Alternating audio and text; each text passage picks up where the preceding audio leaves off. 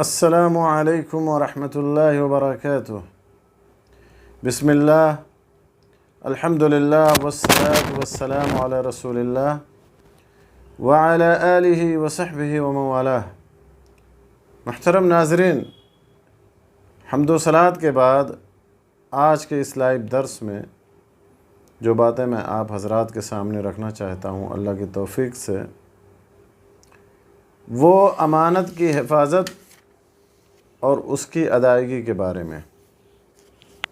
میرے دوستو، اللہ سبحانہ و تعالیٰ نے امانت داری کو اہل جنت کی صفات میں شمار فرمایا ہے اور امانت داری کا حکم دیا ہے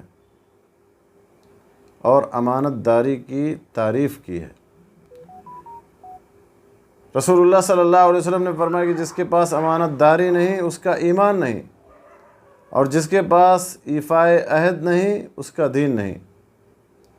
اور امانت میں خیانت کرنا قیامت کی نشانیوں اور علامتوں میں سے ہے۔ امانت میں خیانت کرنا منافقین کی صفات اور منافقین کی علامات میں سے ہے، اور اس سلسلے میں جو نصوص ہیں قرآن و سنت کے وہ بالکل واضح ہیں۔ اللہ تعالیٰ کا ارشاد ہے، اِنَّا عَرَضْنَا الْأَمَانَةَ عَلَى السَّمَاوَاتِ وَالْأَرْضِ وَالْجِبَالِ فَأَبَيْنَ أَن يَحْمِلْنَهَا وَأَشْفَقْنَ مِنْهَا وَحَمَلَهَا الْإِنسَانُ إِنَّهُ كَانَ ظَلُومًا جَهُولًا۔ ہم نے اپنی امانت کو آسمانوں پر، زمین پر اور پہاڑوں پر پیش کیا، لیکن سب نے اس کے اٹھانے سے انکار کر دیا اور اس سے ڈر گئے، مگر انسان نے اسے اٹھا لیا، وہ بڑا ہی ظالم جاہل ہے۔ دوسری جگہ اللہ تعالیٰ نے فرمایا کہ ان اللہ یأمرکم ان تؤدوا الامانات الی اہلہا۔ اللہ تعالیٰ تمہیں تاکیدی حکم دیتا ہے کہ امانت والوں کی امانتیں انہیں پہنچاؤ۔ اور اسی طرح سے اللہ سبحانہ و تعالیٰ نے تیسری جگہ فرمایا ان خیر من استأجرت القوی الامین۔ ان میں سے سب سے بہتر وہ ہے جو مضبوط اور امانت دار ہو۔ چوتھی جگہ اللہ تعالیٰ نے فرمایا سورہ معارج میں والذین هم لأماناتهم وعہدهم راعون، اور جو اپنی امانتوں کا اور اپنے قول و قرار کا پاس رکھتے ہیں۔ اور نبی صلی اللہ علیہ وسلم کی تعلیمات بھی اس سلسلے میں بالکل واضح ہیں، امانت کے تعلق سے، امانت کی حفاظت اور امانت کی ادائیگی کے تعلق سے۔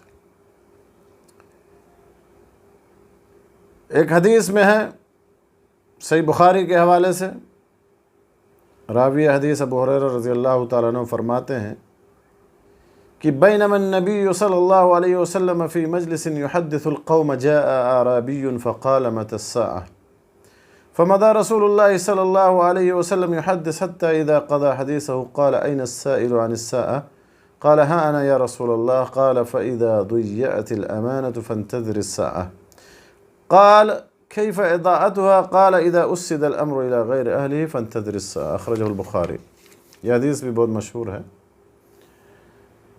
صحابی جلیل راوی حدیث فرماتے ہیں ابو ہریرہ رضی اللہ تعالیٰ عنہ کہ ہم رسول اللہ صلی اللہ علیہ وسلم کی اس مجلس میں تھے جس میں آپ قوم کو نصیحت فرما رہے تھے کہ ایک اعرابی شخص آیا اور آپ سے پوچھا کہ قیامت کب آئے گی۔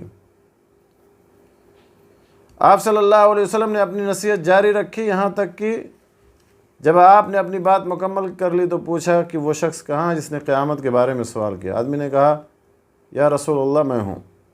آپ نے فرمایا جب امانت ضائع کر دی جائے تو قیامت کا انتظار کرو۔ آدمی نے پوچھا ضائع کرنے کا مطلب کیا ہے؟ آپ نے فرمایا جب سیادت، سرداری نااہل کو سونپ دی جائے تو قیامت کا انتظار کرو۔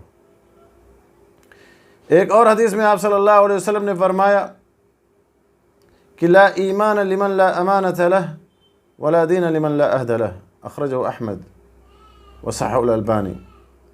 انس ابن مالک رضی اللہ تعالیٰ عنہ سے حدیث مروی ہے کہ رسول اللہ صلی اللہ علیہ وسلم نے کم ہی خطبہ ایسا دیا ہوگا جس میں یہ نہ فرمایا ہو کہ جس کے پاس امانت داری نہیں اس کا ایمان نہیں، اور جس کے پاس ایفائے عہد نہیں اس کا دین نہیں۔ تو ان تمام میرے دوستو روایات کا، آیات کا اور نصوص کا خلاصہ یہ ہے کہ امانت کی حفاظت ضروری ہے۔